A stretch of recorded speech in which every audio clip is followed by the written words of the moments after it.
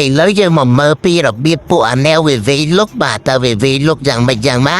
អាហ្នឹងជាតាក់តិចតិចវាបាទហើយមើលមកក្រុមវាច្រើនដែរអ្នកនរគ្នាដូចតែចាស់ក៏ធ្លាប់និយាយប្រាប់ក្មេងៗជំនាន់នេះក៏ថាពេលប្រគួតជាមួយពួកសៀមតាហ៊ានសៀមវិញនិយាយពីថាឃើញតែវាតែម្នាក់ហើយដល់តែវាគ្នាវាច្រើនហើយនឹកម្ដុំនោះដល់ច្រើនហើយអញ្ចឹងមើលតែមួយឃើញហើយដល់ប្រយ័ត្នខ្លួនហើយត្រៀមតែក្របបែកបានមិនបាច់ទៀមកំភ្លើងទេព្រោះមកឃើញមួយអញ្ចឹងមិនថាគ្នាវាច្រើនហើយ20ទៅ30នាក់ដូចការនិយាយមិនអស់នេះដល់ពេលឃើញអញ្ចឹងមិនដឹងថាអូ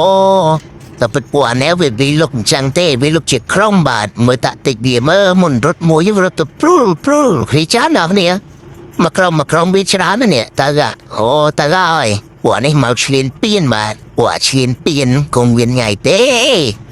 គេថាមានគំនុំត្រូវសងសឹកទោះបីជាចំណាយពេក10 20ឆ្នាំវាឲ្យកូនប្រុសបាទ10 20ឆ្នាំចាំសងសឹកក៏បានដែរប៉ុន្តែសំខាន់តែយើងរាល់ថ្ងៃនេះយើងពង្រឹងសមត្ថភាពគុណភាពយើងអត់មើលទៅ